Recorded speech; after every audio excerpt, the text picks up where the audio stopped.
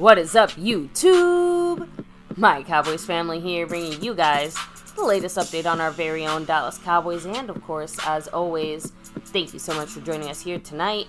Take a second, hit like, subscribe, hit that notification bell, follow us on all social media, and of course, hop in the Discord. The link for that's in the description box down below. Brand new week, but it's not the same old week because this week it is draft week, and we're here, guys. We finally got here, and I want to focus on kind of what you guys have been talking about in the chat these next couple of 3 days before we have there. I want to kind of look at the favorites when it comes to position battles for some of these draft picks we're going to be having, and I mean position battles as these rookies. Like tonight, we're going to look at the third round pick type of guys at running back. And the guys that came to the Cowboys, facility, and you can see two of them right here on your screen. We'll talk about Brooks and Benson tonight here. That's kind of the finale of the show. But we got other things to discuss. OTA still rolling. McCarthy's and the coaching staff is trying to study up for this big draft coming up for our Cowboys here in 2024. So we got that to discuss and more. But baby, before we can even get into that, as we count down the draft, we got to talk about a new week. But same old faces? Mm-hmm. I think it is, because we got the man McLovin, the sponsor of the week once again, back-to-back like our 90s Cowboys. I'm going to say this a lot, because McLovin is also back-to-back as the Cash App King. That's right. Just like our 90s Cowboys. And Jason Renfro, 13 points in the Stream Boss, hanging on to that right now, lucky number 13, because he's also back-to-back. First, he was the membership gifting champion. Back-to-back on that like our 90s Cowboys. That's right. Everyone's repeated here. Appreciate McLovin, Jason Renfro. Thank you, guys. And a new week means new names on the boards, because on the After Dark session after Sunday night stream, it started a new week, and we had Roger, Dad Asher in the house dropping a little love to the PayPal side of things. You had Gloria also dropping in and putting 220 on it on that side, and then SCO971, who went to the Cash App side. And speaking of the Cash App, PayPal side of things, the leader this week on both those boards, on the Cash App and the overall board, same person. It's the man SCO971, currently day one in the lead in this draft week. And it's going to be important, although I want to make sure I make it clear. Our special little raffle we got going on, it's only for those that drop the love through My Cowboys Family, not through the After Dark session. So SCO can still win that, the crown, but for the raffle, you got to go through here. So that's kind of how that's going to go. Now, baby. Yeah, speaking of different ways of dropping the love through here, right? Oh, okay. Yeah, there's different ways to drop the love through here. You got the super chat, you got the thanks button, you can jump in the membership, or you can also gift memberships, which, by the way, there is no leader in the membership right now as far as gifting is concerned. Yeah, it's a brand new week. Yeah, new week, so it's a new board. But when it comes to the Cash App side, SCO971 hitting the Cash App, we had Gloria and Roger Dat hitting the PayPal side. How do you hit the Cash App King? Well, you have, of course, the Cash App, money sign My Cowboys Family, the Venmo at My-Cowboys-Family, the regular PayPal link, and last but not least, the Streamlabs link lets your comment show up on screen just like a super chat. Damn right, yes. And, we also have monthly raffles here for the star level and over everything level memberships. We got navy blue and silver, but we got the top level memberships. You can win a Sewn and Stitch jersey, new or old. Most of them are going to be obviously legends and known players, but you can even get newer players. You got styles, sizes, all that stuff. You get to choose, not the one we give you, the one you want here on our monthly jersey raffle. As long as it's available, we got you. Yep, and again, look at the weekly winners, because like McLovin won it 2 weeks ago, he won it again this week. So McLovin has 2 raffle entries in this thing, along with the star level members, and 2 raffle entries for the over everything level member like Seabass repping it there. Much love to him. We had a great discussion yesterday with him. So that's the way it's laid out. We're going to have that raffle next week. This week, though, there's a different raffle going on. We'll discuss that in a moment. But I also want to shout out all the star and all of the over everything level members that are repping it here on My Cowboys Family. Can't do it without you guys. Who are they, baby? Thank you very much to Skeptical Fan, Jason Renfro, Lincoln Kane, Dwayne Broussard, The Lunatic, and over everything, Seabass. Yes. So that's the way. Again, always give the nightly shout outs to the top of the membership. But then we also got to take a look at a special raffle going down. Brought to you by one of those names you just mentioned, The Lunatic. It is The Lunatic's jersey raffles. There's 2 raffles going down for this draft, day 1 and day 2 rounds. 1, of course, day 1 and round, 2 and 3 for day 2. We're going to have 1 raffle winner of a jersey, just so like we said here, sewed and stitched, the same situation, a lot of choices.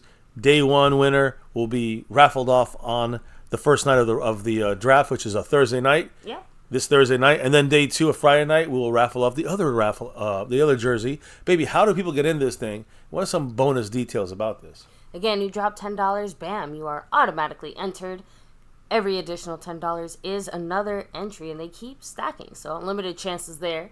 Of course, if you are in the membership, you do get an additional bonus entry as well. That means if you're a Navy Blue Silver Star, you get 1 bonus entry once you hit the $10 kind of, minimal threshold there. So $10 per raffle entry. Once you're in, you get the bonus membership. If you're a bonus raffle entry, if you're in the membership, and if you want to up your chances, like Jason Renfro, currently I think has 2 entries plus his his membership entry. So he's got 3 entries right now. Try to win one of these jerseys on one of these 2 days. So again, appreciate the Lunatic for making this happen. Appreciate all those that are going to get in this thing as we're kicking off a brand new week. And the only way you can get in this, not through After Dark, it is through here on My Cowboys Family on our nightly streams. So stay tuned, guys. Only a couple nights to go before the draft on Thursday. So that's right. Short notice. Get in there if you want to get a chance to win one of these great jerseys. Now we can shout out those that are repping tonight here in the chat.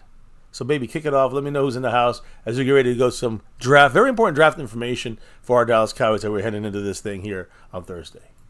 We have the man himself all the way from South Texas, Rolando Rodriguez. Hell yeah. Double R, salute to you as well. Much love. John Syme, hello and hi. Thanks for rocking with us. We have Cowboys champs in the house saying the smart thing for the boys is to trade down to pick up more draft picks. Oh, we're going to do our mock draft on Wednesday. So we're going to bring it to the table and let you know what we did. So that definitely seems like the better solution. But we'll see how that actually works out, right? Well, one of the reviews we're going to do the next today, tomorrow, and Wednesday, we're going to talk about the centers and the tackles and talk about what's the best deal here for the Cowboys. Going for trading back is the best way, in my opinion. So Q Ball, hello and hi. Daniel Berry Sports, much love. Dark Raven, what's up? Go Cowboys. Who's MCF After Dark? Let me keep rolling here. Mike Aldana, of course. Cowboy Champs. Thanks for rocking with us. Let me see. Jason Renfro representing. Yeah. Shout out to you, Jason. Jason. Freedom first. Not first today. All right. Let me come back down. Make sure I don't miss anybody. All right. So there's more people trickling. Of course, I'll we'll keep rolling with some more of the shout outs. But like you said, we have some things to get to. So let's go ahead. Let's roll here. So, first and foremost, let's go NFL news. And I just wanted to remind everybody that on April 22nd, 2004, that is officially now 20 years and a day, I guess, but it depends what coast you're on. But 20 years ago today, Pat Tillman, Arizona Cardinals safety, died serving his country. So, again, I just want everybody to remember, I always bring him up because this guy gave up millions and millions of dollars in the NFL to go and fight the war in Iraq, and he got killed by friendly fire. So, again, I know his family been battling for the truth on that for a while. So I just want to bring that up since it is the day he did get killed by his own people there. Now, when it comes to outside of the NFL, Caitlin Clark, I just wanted to I know we had talked about her deal. She got some Nike deal after getting drafted by Indiana. We know that she's going to, it was supposed to be she got $10 million or more, right? Yeah, she got obviously that huge sponsorship deal. By Nike, right? From Nike. So Nike is expected to be about, that deal is going to be $28 million for Caitlin Clark. And it includes... That's a few extra dollars more than the, more than $10 million. Well, we knew it was going to be double. It was just double-digit millions, right? So it could have been $10 million or more. $28 million was a number. It includes a signature shoe. So that's big for Caitlin Clark. Good luck to that situation. And also, it's interesting to see Dolphins head coach Mike McDaniel, he had called out Tyreek Hill in that loss to the Chiefs in the playoffs. Yeah. There's a play he had his hands on him too much, and Snead was all over Tyreek Hill, and basically, Tyreek Hill is reiterating that whole situation and kind of saying, I like when a coach tells me this because McDaniel said, quote, Well, this is what Tyreek Hill said about McDaniel. Said, quote, he was like, "You're supposed to be the best player in the league. We pay you all this money for what?" Because he was kind of complaining about getting interfered with. Yeah. He's like, forget the interference. Just be the best. Why are you letting him slow you down? So yeah, basically kind of calling him out a little bit on some of his bullshit. Yeah. Like, no, in the sense of, like, like, he's taking it as, like, Tyreek Hill as being a bit of a whiner and complainer type of thing. A bit of a brat, a bit of a diva. Like, that's how I take that. Because, again, like he said, he's like, you're one of the top receivers and you're over here complaining, you know, that, no. I got pass interfered with, you know, when he should be just taking over, right? So, that is, I see what you're saying. That's kind of what... At least that's how I took it. Yeah, no, the point is that Tyreek Hill continued by saying, like, I need that's motivation for me. Because even if he does it in private, it's different because he does it in front of the players. It shows that if Tyreek can't get away with it, and he started talking about accountability. And my only point is this: that's something we don't have in Dallas. You can't sit there and take CeeDee Lamb when he was dropping passes in that first quarter and yell at him the way give him the reality dose that he needs, like the way McDaniel did. I'm just curious, why didn't we do that? Like, I'm sure CeeDee Lamb could take it, but why didn't we do that? Where's the culture of the Cowboys doing? And I don't see it. I don't see that same like calling you out. And come on, get hyped for that. Get better. You know, CeeDee Lamb was in a daze for 2 quarters. Yeah, so I agree that... That's just one example of many. It doesn't seem like, kind of going back to that time, that CeeDee Lamb would have been receptive to that kind of coaching. If anything, it probably would have made him shut down more. Like, maybe. I don't know, it seemed like just based on his attitude. Because you kind of, if you go back, rewatch some of that and stuff like that, it's not like coaches or players didn't try to, like, approach him a bit. So yeah, well, I mean, again, to me,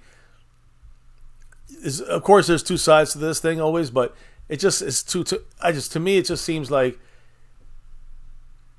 I wish, as from our organization, the Cowboys, that we had more accountability from the top down, and we don't have that from the Joneses. They don't fire themselves when they continuously mess up as GMs. They don't. There's no accountability there. So coaching staff, no accountability. Players, no accountability. But you've seen Tyreek Hill getting called out by his head coach, and he's doing it in a way where he's like, "Come on, we get you this money. You're supposed to get open. Stop complaining about the flags." And then Tyreek Hill feeds off of that. So again, I wish we had more either players or coaches or everything. The whole organization was more kind of in that mindset. So, but we don't. That's the reality of it. Now, more NFL news out there.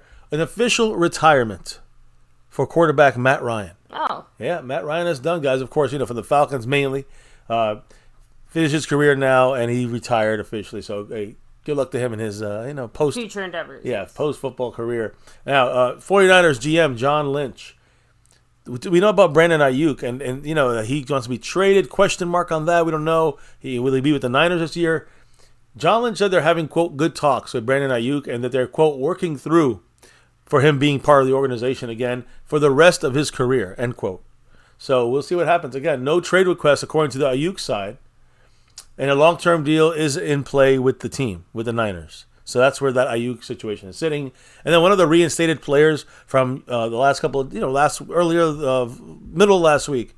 Remember those guys that were suspended for gambling last year? All but one were free agents. They were already released from their team. The only one that had kept their guy was Washington Commanders' Shaka Toney. Today, the Commanders released him officially. From again, just reinstated for the gambling suspension. Now a free agent officially. They held him a whole year, and then he came back to the league. They let him go. So that could be Dan Quinn right there. And then the one last thing I wanted to say in regards the Denver Broncos. First, new uniforms for them. Ugly, in my opinion. Other than the throwback, which I like that D, but they're using more of that D over there on their that blue D, that orange D on their helmets now for the throwback look. That's cool and all, whatever. But the change of uniforms look like they're like I don't know, the Argonauts. I don't know. It's weird. But then came the biggest deal of the day when it comes to football. Former Jets starting quarterback Zach Wilson traded to the Denver Broncos officially today. Sources say, again, being traded to the Broncos, trying to get a fresh start. The deal includes basically a late round swap, which is basically a 6th for a 7th rounder. And the Jets are going to pay some of his $5.5 million salary. When you look at the actual compensation update, on the Zach Wilson trade, the Jets and Broncos, they're going to split the $5.5 million. So $2.75 each. They're going to pay that. That is, from each side's cap. Yeah. This year, the Jets are paying 2.75. The Broncos paying 2.75. So let's listen to this for a second. We know Zach Wilson was already out, kind of getting out of the Jets there. They got rid of him, and when they traded basically swapping 6th and 7th rounders. That's all they did there. So when you look at this, what do you think about this? Remember we talked about one of the classes, the draft classes for quarterbacks? Yeah. I think 2020. I'm not sure. It was horrible. Let's look at 2021. Trevor Lawrence was the number 1 pick for the Jaguars. Fantastic, right? Mm-hmm. What about the other guys? There's 4 other guys. Zach Wilson was the next guy picked.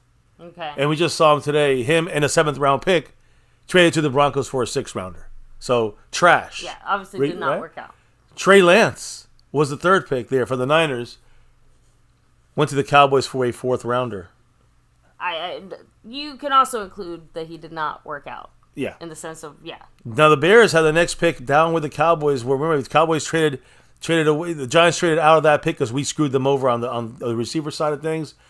And the Bears ended up taking Justin Fields, who, by the way, in case you're wondering, is currently with the Pittsburgh Steelers for a 6th rounder. And Mac Jones from the New England Patriots, he got traded to the Jacksonville Jaguars for a 6th round pick. So think about that, guys, for a second. 5th, listen, we had 3 6th rounders, and then the Cowboys paid the most for all these 4 guys. We paid a 4th rounder. Everybody else paid a 6th rounder. We paid a 4th rounder. So what do you think about this? Because, there's 5 or 6 quarterbacks in this draft, in this first round. The probability is maybe one will hit. Maybe. And the rest will end up like these guys. That's why I keep telling people, Dak Prescott, they crying now. You're going to cry later if he's gone, and we're going to roll a dice on one of these rookies one day, and you pick the wrong one, it's done. You're done for another 5 years. So when you have a quarterback that has the skills, a perennial top 10 guy, just had an MVP type season. We know the reasons. So you got to attribute that to as well. But my point is, there's no guarantee in a first round quarterback. And Trevor Lawrence was the first overall pick. Outside of that, everybody else was throughout that first round in 2021. And the rest of them basically, I don't say failed or are failures with their busts, because I still personally like Justin Fields. But for the most part, and we'll see about Trey Lance, but they obviously didn't pan out. These are 4th, 5th, and 6th round quarterbacks that were drafted in the first round. That ended up, at least right now, still not being first round talent. They're 4th, 5th, and 6th round talent right now. So, just saying, a new quarterback don't mean success. And I just want to throw that out there. Speaking of quarterbacks, baby, what about our own guy here in Dak Prescott? Where is he at right now? As is he worrying about his contract? What's going on?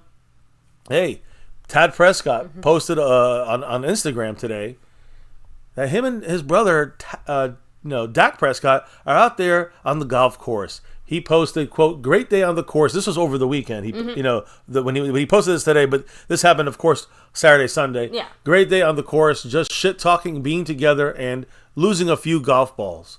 He just said, golf brothers, a Sunday well spent. So obviously this was on Sunday, and Tad and Dak having a little golf session, relaxing, not thinking about the contract right now. But we're going to talk about this. Today was a different day. Today was OTAs. We'll get to that in a minute. I want to mention one last guy. One of Dak's friends here. One of Dak's friends, and his name is Ezekiel Elliott. Just real quick, guys, in case you missed it, there's a video out now, and I'll post it probably tomorrow, of Zeke doing his his running with that coach he always uses. He's back in the lab with the running back guru. I forgot his name right now. But anyways, free agent running back still, right? Ezekiel Elliott. Of course, played with the Cowboys, and he's been linked already as a potential option for the Cowboys to return to Dallas. But his market could take off, I think, after the draft, and he could join any team. So we got Royce Freeman, and he's our power guy. Do we need Zeke? You know what I mean? So I don't think Zeke is coming to Dallas, but I do see the video, and he's training in Dallas. Like, he's training in the Dallas area. Yeah, so. Which again, it's like we said, it's not like our relationship with Zeke is any less friendly than it was before, right? Like, all those same factors still fully apply. But I do agree with the Royce move. Cowboys obviously, just decided to go in a different Zeke direction. It feels like the Cowboys are almost doing the opposite. Like they use their own name to bring hype player. You get what I'm trying to say? Yeah. Like they're the ones that were almost pushing more of the bring Zeke back narrative. So yeah, no, I think I agree with that. And again, I think you got to look at something else too. When it comes to Zeke, I think Royce Freeman kind of solidifies that from happening with him being a power back. Oh, we got Marco Seppi kicking it off. First drop of the week here on our live stream, live in full effect. Mr. Marco Seppian, what did the man have to say? He said, "How pathetic is it? We are even considering Zeke." I know this was my fear if we waited too long. This is where we're at to here. This is where we're at. I agree with Mark. And again, I'm not saying that it's not that he's not. If we didn't get Royce Freeman, Mark, I'm sorry to say, he would have been a more real option. That's where the Cowboys are backing themselves into a corner. That's the Joneses. That's the clown show. Saying the truth. Now, I will say this, and I want to bring this up, and I'm just using Zeke as an example, but you know what? Fuck it. Zeke's not even the example here. You know who's a bigger example? How about this? How about this guy as an example? Forget Zeke. How about someone named Stephon Gilmore, cornerback? Now, there's no update on him, but let me throw something in here when I'm talking about Zeke. This is important because today, through Michael Gelkin, it was released this information, which is about the salary cap. A salary cap update here. And could this be why the Joneses are being extra cheap? So in February, the NFL announced that this 2024 salary cap jump benefited from the largest one-year leap in, of course, league history. Went from like more than $30 million raise, right, to $255.4 million the cap. But a couple of days later, supposedly on a private call, the league notified all the teams to not expect another rise like that anytime soon. So now the word is that this 2025 salary cap jump is not going to be $30 million or $40 million. They're saying it's expected to be closer to $10 million. Okay. And that's back to the old school ways of when we're going up $8, $10, $12 million a year. That's not good for, if we have an explosion in contracts. So right now, the Joneses and all the team front offices kind of know that it's not going to be another big jump for a couple years, like 30, 40 million. Now it's going to be 10, 10, 10 every year. So you got to watch your pennies here, right? Teams who took advantage and were more aggressive during this, small, short window of extra money time, so to speak. And that's the thing. The cap's climb this year was the big year to kind of jump on that. The Cowboys are using that to basically pay whatever extensions or deals they give to Micah, CeeDee Lamb, or Dak, or none of them. We'll see what they do. But the point is, this could be a consideration for the Cowboys navigating this shit the way they do. And I still don't give that. That's not an excuse because other teams are taking advantage of this as we speak. The Cowboys, they don't care. The Cowboys, they're just going to say it's all the players taking up the spots and taking up, no pie, no pie. When there was money available, there was still no pie. When there's no money available, supposedly, and there's ways of making room, still no pie. It's bullshit from the front office, and it's a clown show. But the truth of it is you might see a $10, $15 million raise in the cap, but it may not be $30 or $40 million like some of us kind of thought was going to be. It will go up, though, because of the media stuff, the broadcasting, TV we rights, know it's going to go up. Like you gambling said, it's more stuff. the fact that it's just not going up as much by a wide margin there as we initially suspected. Now, unfortunately, I can tell you right now, if that's the case, which it obviously seems relatively likely, that's how it ends up going, right? Does it maybe add more weight to some of Jerry and Steven's hemming and hawing and then lack of that's my point. or things like that, right? Let me know what you guys think as I read Mr. Marco Seppian. Marco Seppian in the house, dropping that 5 on it. Ooh. What did he say about this whole shindig? An opinion? So, is me wearing a dress and licking lollipops on the corner to earn a buck not... Let me see. Oh, an option? So, is me wearing a dress and licking lollipops on the corner to earn a buck? Not all options are good ones. Agree. Jerry Jones does not consider the salary cap going up. Yeah, I know. Exactly. The salary cap going up or not, affects maybe some other teams' choices. The Cowboys use that as an excuse to not move around, maybe money and stuff like this. But yeah, I agree with you. This, even if there was money, even if we had $30 million next year, the Joneses wouldn't do shit anyways. We know this. They knew there was going to be a jump next year, but they didn't do anything about it last year. They did a trade or two. Brandon Cooks and Gilmore. Now Gilmore's there, probably going to have to spend maybe $8 million, $7 million. There's no way this front office is doing that. And now with this little jump on the for the salary cap, now looks like it was a pre-warning into this season after the salary cap was announced. $30 million, total raise in the cap. Do not expect this in future years. They knew this. We didn't know this. So we'll see if that could have been the effect of the Joneses being even extra, tight, so to speak, when it comes to spending any cash money on improving this team, this organization, which they failed consistently and unfortunately, in my humble opinion. So clown show it is. Now, I don't think Gilmore is coming to Dallas, but I guess we'll see who's gonna be our fourth cornerback / part of that rotation, because that's a solid cornerback that knows our players, knows our team, and is a veteran. A very good player. The guy right now that's a backup is Deshaun Wright. We're fucked with that situation. So yeah, that's not an ideal situation at all. So if you look at our thumbnail, and by the way, Mark's on that board in fourth place. If you look at our thumbnail, you're seeing some photographs there behind McCarthy, the draft, and of course the running backs from this draft that we're going to discuss tonight. But check it out. You got Dak Prescott on the left. You got Zach Martin on the right. This is the OTAs, the work on the field. They can do the meetings, and they could work on the field like conditioning stuff. That's what you're seeing from the Cowboys today. A lot of photographs up there. Wanye Thomas, Trey Lance, Awesome Richard. You had the long snapper. What's his name? Oh, my goodness. How can I forget his name? Trent Zieg. So you have all these guys. There's a lot of pictures and stuff out there of them busting ass. DeMarvin Overshown retweeted some of his rehab work, and he said, quote, "One day you're going to wake up with your dreams in your face. I'm meant to be here. 0. Does that mean he's getting number 0? We'll have to wait and see. That'd be the first 0 in Cowboy history. But we'll see. We'll see where that leads. So I just want to throw some of those little tidbits out. Nothing to report on the practice, on the OTA practice, because there's no schemes getting implemented as far as on the field. It's just conditioning stuff, conditioning work, as you can see Dak and Zach Martin as two examples of that going down. So as we turn towards this down the home stretch of this stream tonight, I told you guys it'd be a quickie. Probably be like this tomorrow as well until the Joneses or one of the Joneses speak Tuesday or Wednesday.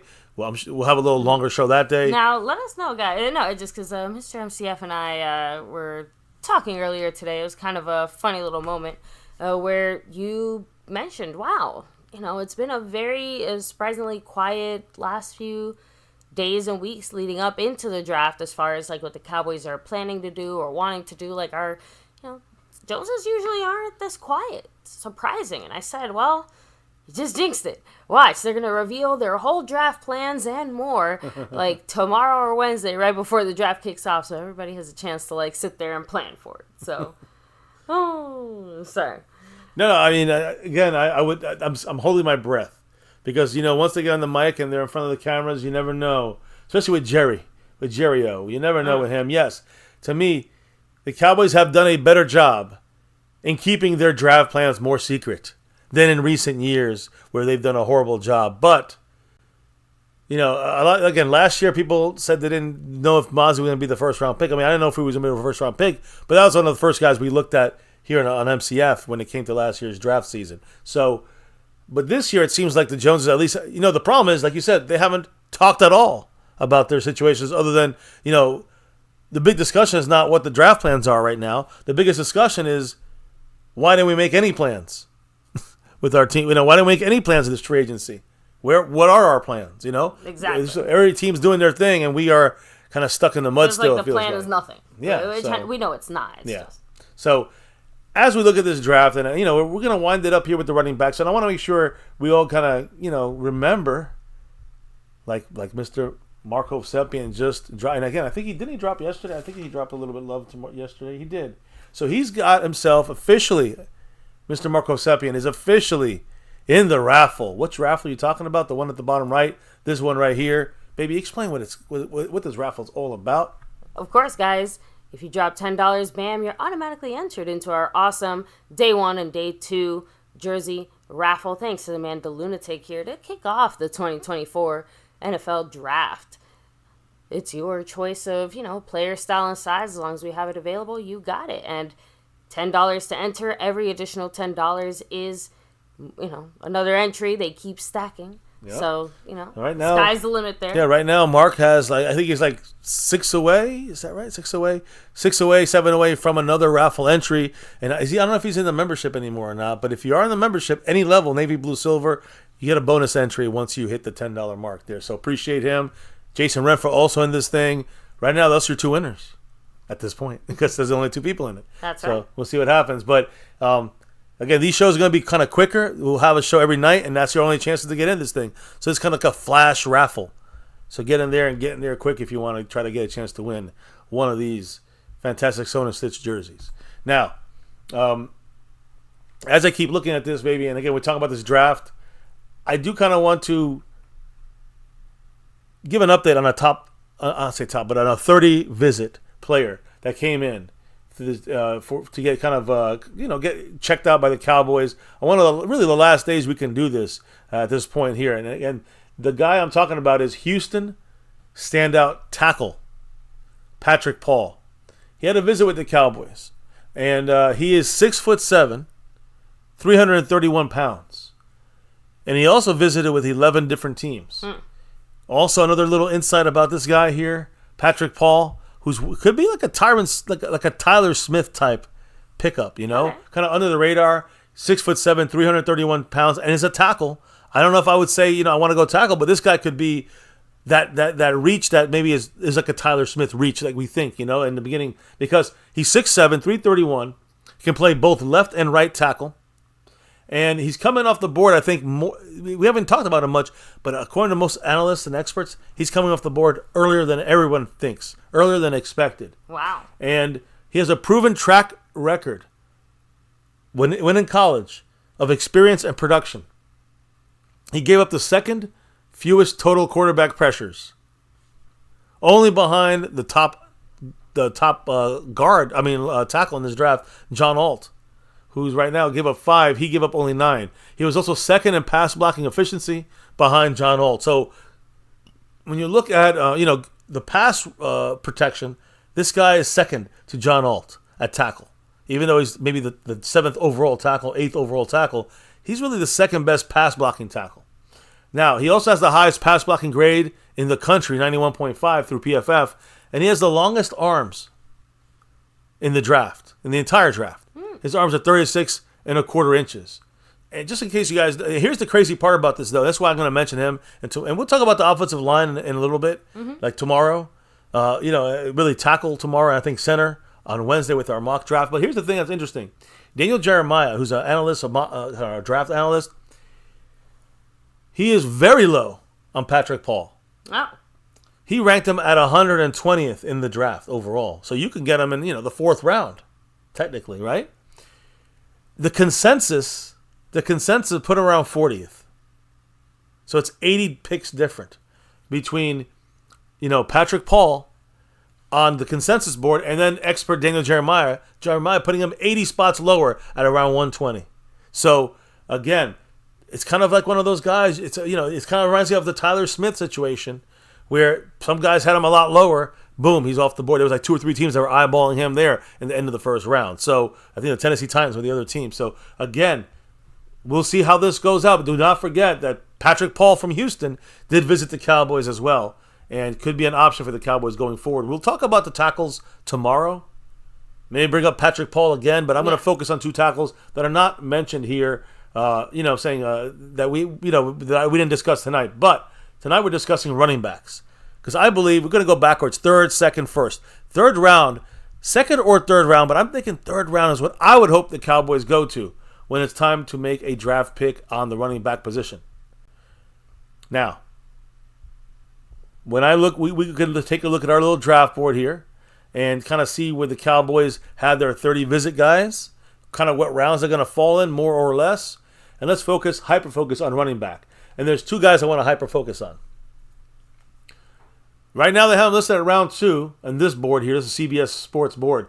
Jonathan Brooks from Texas, running back. They have him ranked as a 66th overall player. We'll talk about his injury in a minute. And then they have a round 2 or 3 round running back that came in to visit the Cowboys.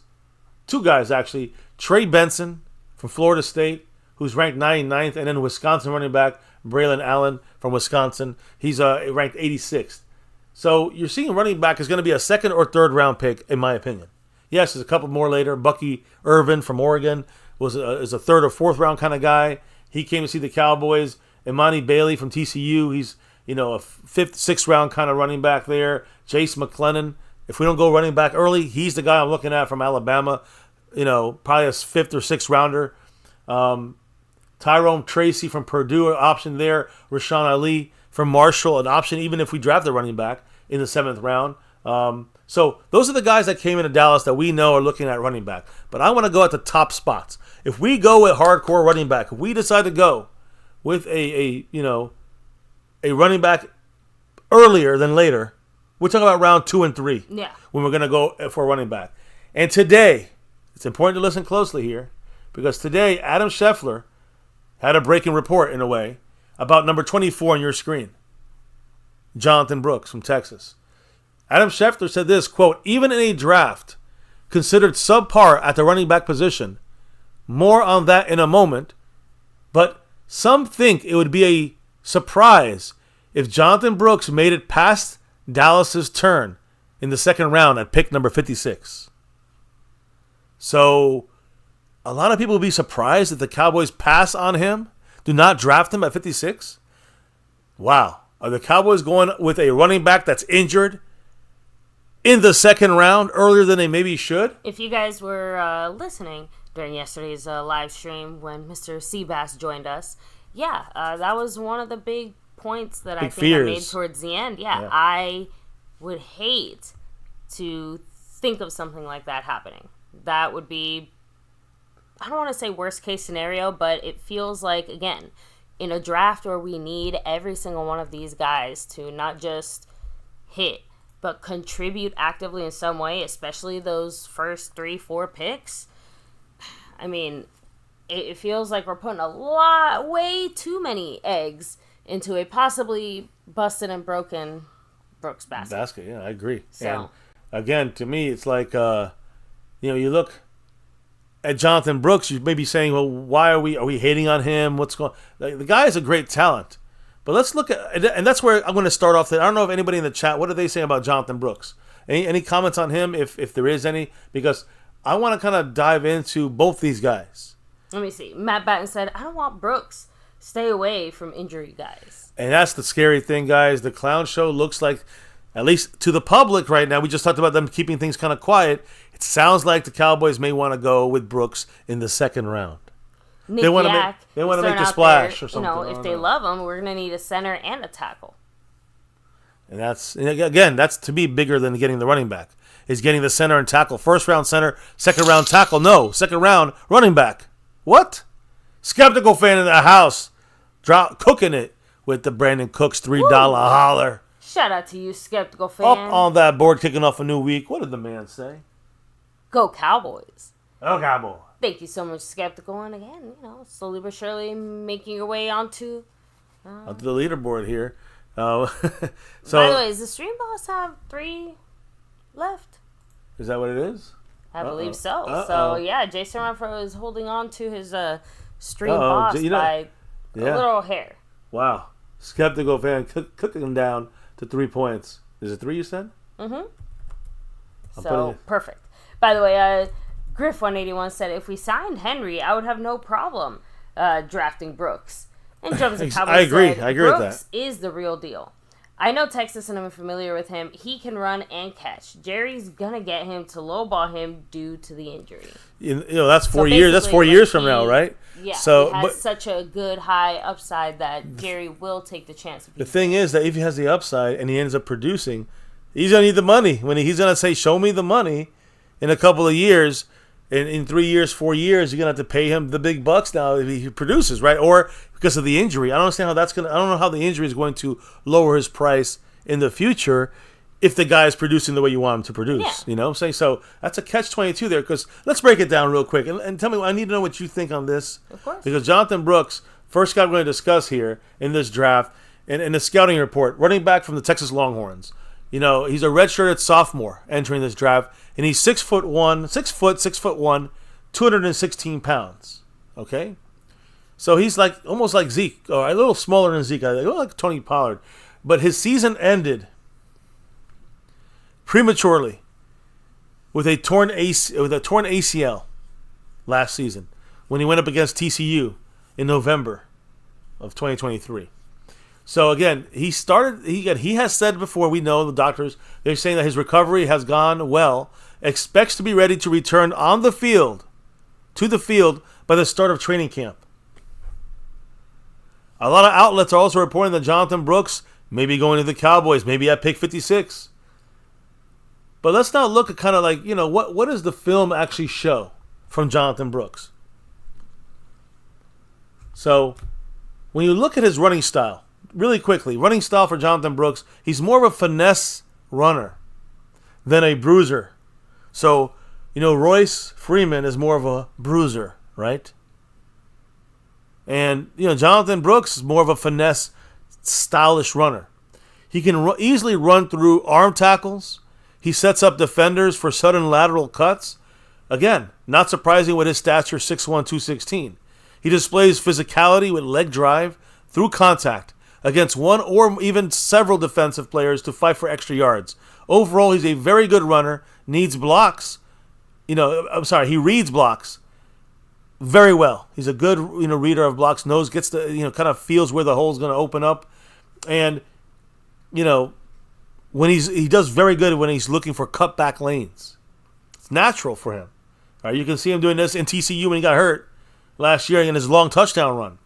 When you look at his explosiveness, Jonathan Brooks, very good short area burst. But the problem is he doesn't have the consistent long speed on a regular basis to outrun a defense. So he'll get tracked down, from behind. As a receiver now, Jonathan Brooks does very good when he catches with the ball away from his body, routinely making the first guy miss in space. So he gets the catch, makes the guy miss, and gets extra yards from the receiving standpoint of things. Very good receiver. Texas didn't ask him to run a diverse route tree, and he often got targeted on dump downs, check downs, passes in the flats. So, basic stuff there, an occasional screen. So, very soft hands, though, for Jonathan Brooks. And, a lot of people believe that he has untapped potential as a receiver out of the backfield. All right? So, just some things to look at when it comes to Jonathan Brooks. Now, there's other things we have to look at. What's the concerns about Jonathan Brooks? Pass protecting is his biggest issue. One of his biggest, the injury, but pass protection is where he's kind of faltered at in the past. He uses a lot of his shoulder to hit defensive players rather than taking the oncoming rusher with a squared shoulder frame.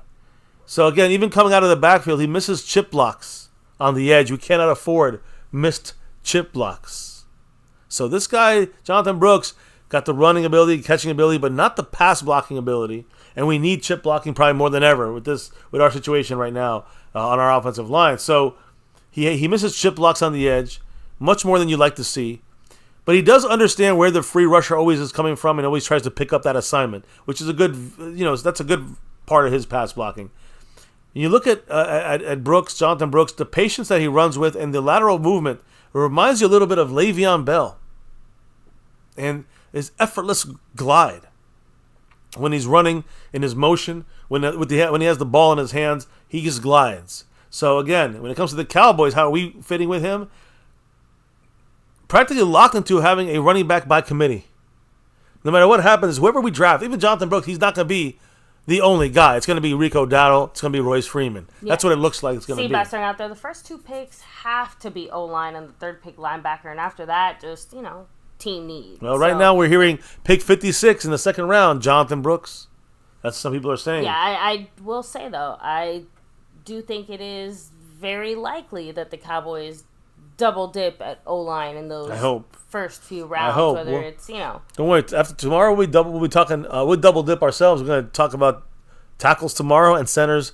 The two. I want to go, battle these guys off. So what we're doing right now, Jonathan Brooks and Trey Benson. So as far as running back, and I'm saying third round. The Cowboys are looking at second round for Jonathan Brooks. So I don't know. I hope not. But right now, we are locked into having a running back by committee. We re-signed Rico Dowdle, got Royce Freeman, and of course still have Deuce Vaughn, Malik Davis on the team. If we add someone like Jonathan Brooks, it gives the Cowboys an intriguing prospect, but we have to slowly develop him in the meantime. And he could develop into a starter down the line. Right now, he'll still be too freshly off his ACL tear and in a running back by committee situation. So again, a lot of people are saying do not expect Brooks to be available in the third round, and I don't have a problem with that. So I'd rather wait in the third round. If the Cowboys draft him then, I wouldn't be as mad. But man, it sounds like the Cowboys want to draft him in the second round. That would make me pretty fucking pissed off. If you take him at 56, it's just too much of a reach for the Cowboys. But Jerry Jones never shied away from something like this. So third round, Jonathan Brooks won't be available. If Jerry Jones really wants Brooks, he'll take him in the second round. And I'm just saying, we'll see how bad the Cowboys want to keep him in the state of Texas. But in my mind, it would be a bad move for the Cowboys to take, someone like Jonathan Brooks. Yes, I love his ability, but coming off the injury, I'm not a big fan right now. That's me. Now, on the other, I want to know what you guys think, but let me go to the other side of the coin here, because we got number 3 over here from Florida State, the Florida State Seminoles, Trey Benson. And let's look at his scouting report real quick. Florida State Seminole, a junior. He's 6 feet, 216. Basically, half an inch apart. Same size, half an inch apart. In 2020, Benson had 156 rushing attempts, and he rushed for 906 yards. He also scored 14 rushing touchdowns and 1 receiving touchdown. Scored 3 touchdowns against Florida, the Gators, during rivalry week, and again, matched the single-game record for the previous year, which also was against Florida. So what's the good about number 3 here from Florida State? And you can see him here as more of a second, third round running back, Trey Benson. And I would have almost no issue if the Cowboys drafted him in the third round, if he was still there. The good about Trey Benson, he has good vision. All right, he can see the field very well. In 2023, much better in seeing the field and his vision than he was in his previous years. He has elite levels of speed and elite level of acceleration. I love this about Trey Benson. He can make something out of nothing just with speed or power. Very intelligent, using his gears to switch gears and eliminate pursuit angles from defenders. He knows how to cut down on the math of it and the science of it, if you wanted to say.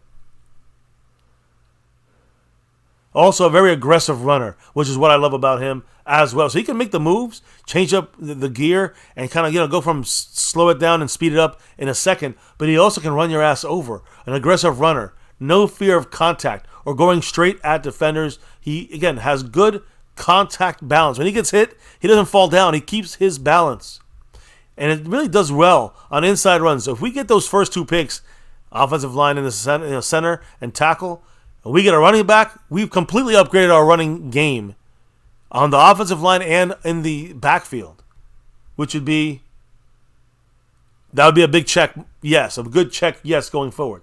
So aggressive runner, no fear of contact, goes straight to defenders, keeps his balance when he gets hit, and again, does well on keeping his balance on inside runs, and when he gets in the second level after bouncing off a guy, he still keeps his balance. He also makes good decisions and has great patience to allow his blocks to develop when needed up front. So Trey Benson, as you can probably tell, I'm much more excited about him in the third round than Jonathan Brooks in the second round. Now, there's still not, because we're not done with him, because there's still some bad stuff about Trey Benson we got to discuss. Sometimes he struggles to avoid tacklers when he's breaking away, and that's usually due to his agility, which sometimes he's very stiff on his agility side of things. His willingness to take or seek out contact, you know what's going to happen with that? It leads to unnecessary, shortened plays. And so he could have maybe gotten more yards with a little quick move and fell forward 3-4 yards rather than try to use the power, but also raises questions of durability in a 17-game football season. He's always giving contact. How long is his career? He also has a limited route tree as far as receiving the ball. Not a great catch like a ball receiver out of the backfield like Brooks is. He also had 3 drops last year off of 20 catches. So again, targeted 23 times, 20 receptions out of those 23 times. And when it comes to blocking, similar issue as Jonathan Brooks, his blocking, his pass blocking needs a lot of coaching. But the good thing is he's very willing to pass block and pass protect. So that's the good news there. Now, the last thing I want to mention about the bad, so far I can overcome everything, but he's had a major injury in his career. His medicals need to be examined because in 2020, he had a hamstring tear. In 2020, he had an MCL tear. And in 2020, he also had an ACL tear. Complete tear in his right hamstring and his right knee. But again, that was 2020. And he's been playing. And he's been strong. He's been great. Yeah. He's been, he hasn't missed a beat. He's been available. So I don't want him taking as many hits. But he runs like a Marion Barber type of mindset. He's going to run through you. And he can make the moves, and he has the speed to accelerate and burst out of the pile. I like his style, but he might be a guy the Cowboys draft, and maybe he is worth as a third rounder. You know why? Because you get 4 great years, and you probably won't re-sign a running back like that because he'll be worn down by that point. I mean, the Cowboys don't, so you can. That's kind of a going, and you could draft another running back, in 4 years. Just an idea. But again, that's the situation there for Trey Benson when it comes to the bad. The final thing I want to talk about when it comes to Trey Benson is the fit to the Cowboy offense. Trey Benson is a running back, is a number 1 running back on most people's draft boards. If you draft Trey Benson, he's your number 1 running back on your team. On our team, he'll probably be playing a 3-headed monster role, but I think he would be the starter in my mind. He's a solid all-around running back, runs with purpose, and runs with aggression. Especially when you look at his size and frame, makes him a ferocious weapon. On the ground especially. So, again, his speed allows him to quickly break free when given the opportunity, and he has great ability to always fall forward when contacted. Now, the issues he has do concern me. Over-aggressive style can lead into getting, tackled and not getting him any yards, also injury. So that's also an issue there. It makes, coaches and scouts nervous about his durability, in terms of protecting his body from unnecessary hits. And his receiving skills, all right? They're good, but not great. He has good ability when catching the ball, transitioning to a runner. He does that quickly, but again, doesn't have much of a route tree. Limited when it comes to the reliability of his hands. And when you look at his issues, with injuries, 2020 tore his ACL, MCL, and lateral meniscus, medial meniscus, and a tendon in his hamstring.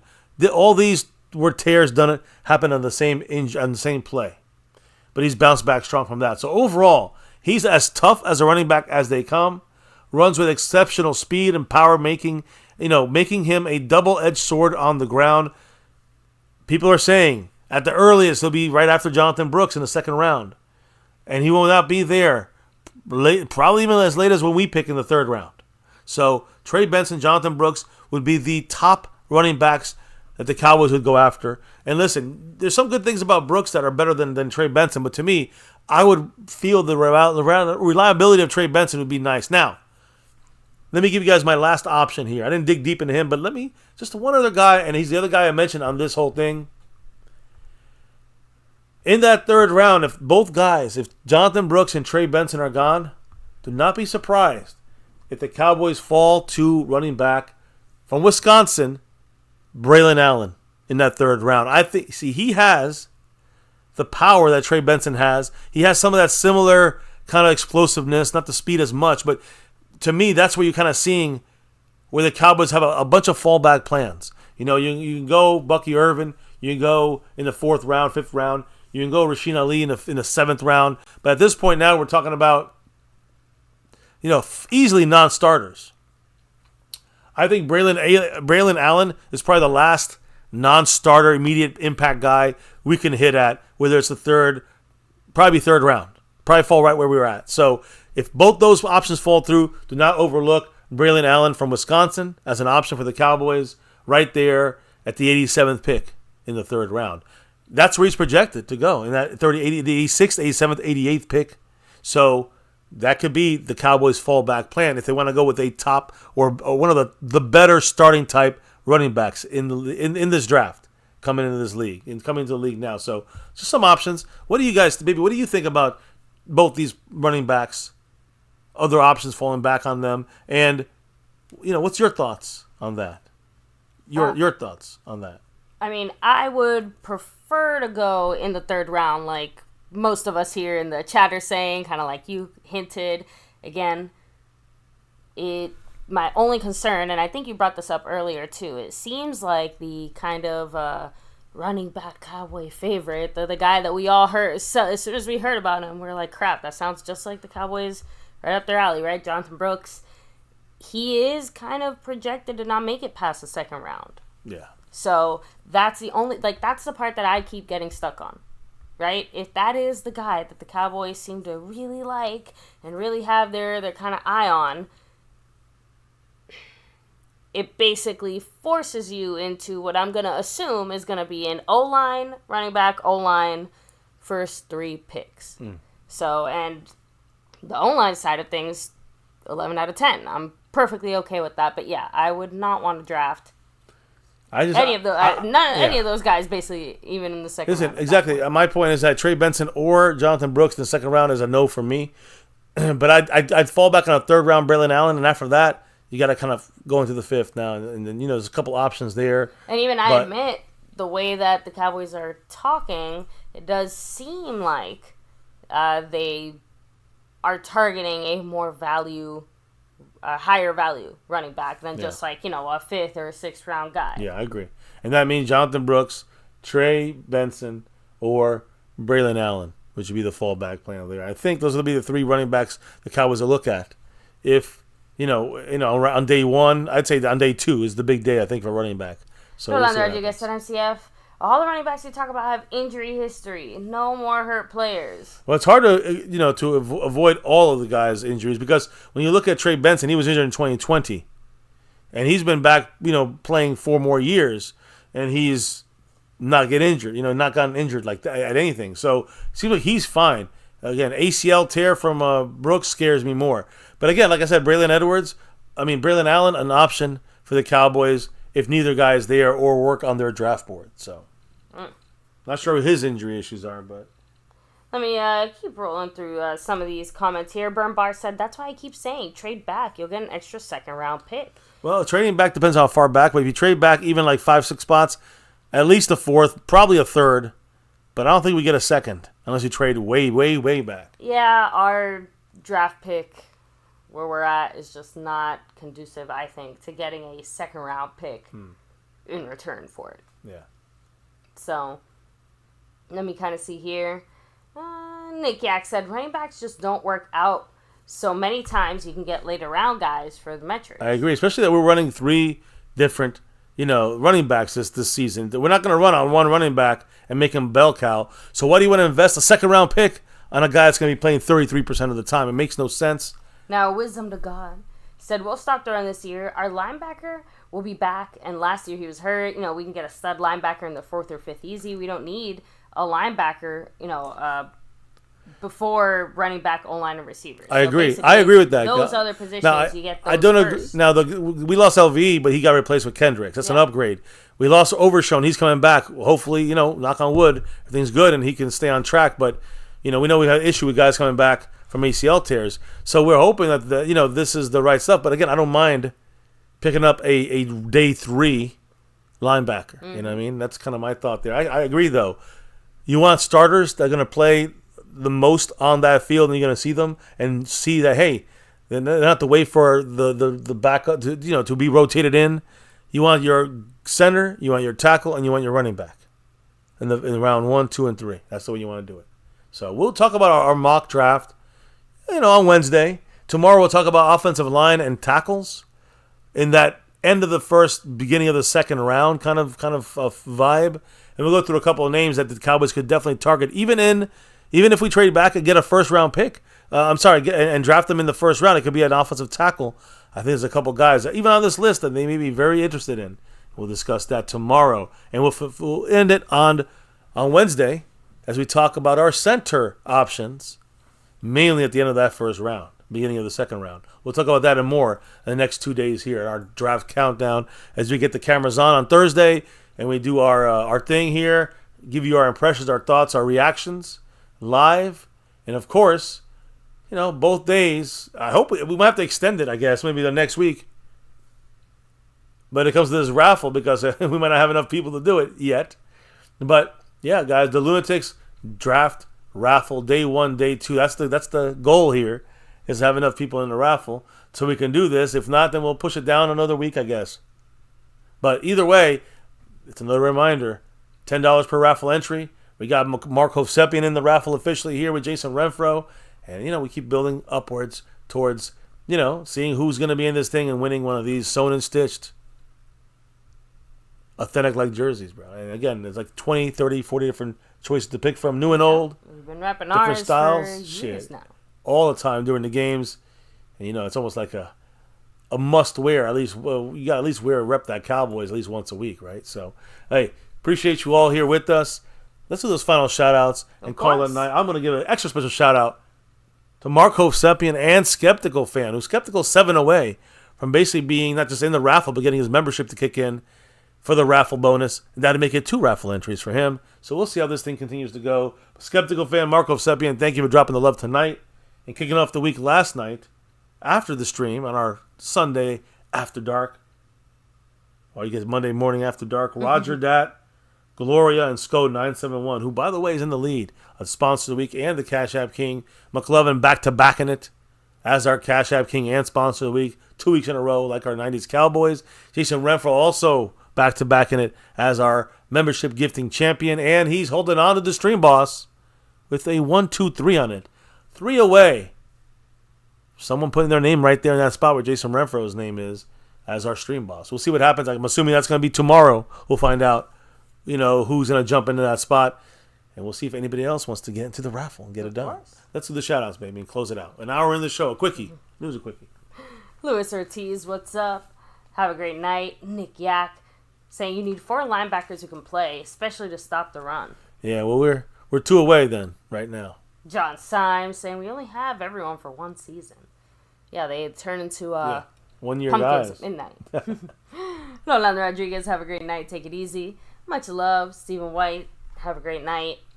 Wisdom to God, thanks for joining us. Matt Batten, take it easy. Burn Bar, gang gang. Burn in the house. Let me keep rolling here. Who else do we have?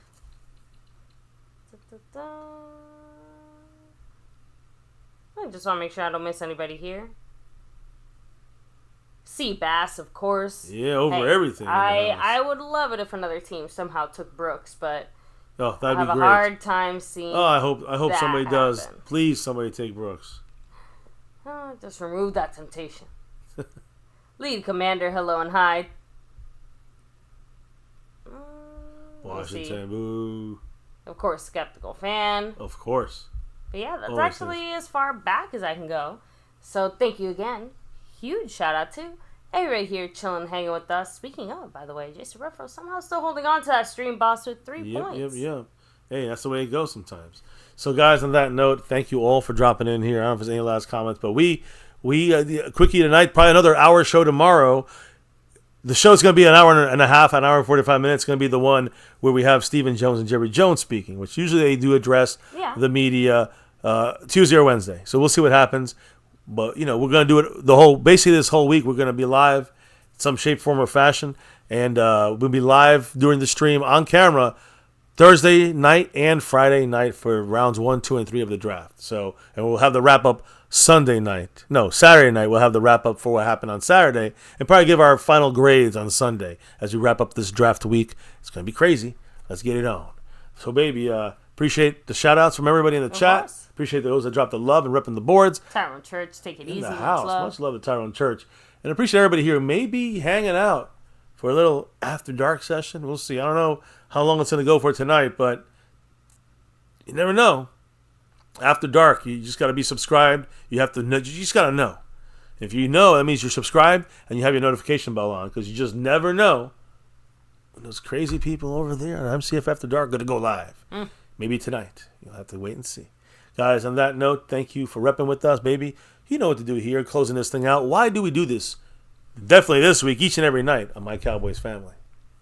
It's that navy blue, that silver too, and that star over everything. Win, lose, or draw, good, bad, or ugly. Here on MCF, we rep that star over everything. And here on My Cowboys Family for almost 7 years and beyond. Here on YouTube, going to keep it going until we get that 6 and beyond, hopefully, for our Cowboys. And never forget, guys, here now and forever, as always, say it loud and say it proud. Say it with us. Go Cowboys! And yeah, you see my shirt. Let's get that 6 and beyond. That's how we do this. That's how we do it here at MCF. Thank you all for dropping in and dropping your knowledge in the chat all night long. Thank you for dropping the love from above, Skeptical Fan, Marco Sepian. Thanks for dropping the love from above for the stream here. And to those watching, comment down below. You can drop the thanks and the thanks button if you want. And, be up on the boards as well that way. Appreciate everybody here with us. Dropping the knowledge, dropping the love. But now it is time to clock out and drop out for the night. Relock, reload for tomorrow's show, which, we'll hit all the different things that go on in the NFL with the Cowboys. But mainly, I'm going to be focusing on kind of a battle between two tackles in that second round, possibly. End of the first, beginning of the second round. So we'll talk about that and more tomorrow right here at MCF, My Cowboys Family. But, baby, before we can drop out and clock out for the night, relock and reload for a new show tomorrow, please nicely tell everybody what we got to do here at MCF before we drop out for the night. We got to drop